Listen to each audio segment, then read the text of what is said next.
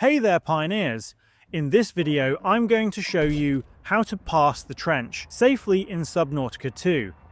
If you haven't crossed the trench yet, or you're hesitant because of the Leviathan patrolling the area, this guide should make getting through much easier.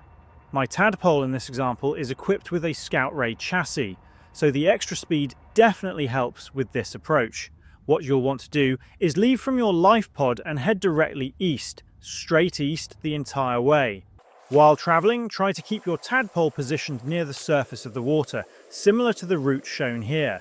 If luck is on your side, taking this path may prevent the Leviathan from spotting you altogether. When returning to the life pod using the exact same route, all three of my test runs were completely safe, as the Leviathan never seemed to notice me, and I managed to get through without any issues. At the end of the day, if you're planning to pass through the trench, this route is probably your safest option.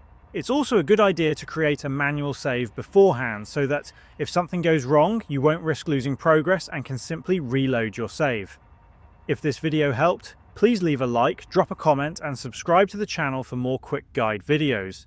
Thanks for tuning in, and I'll see you in the next side quest.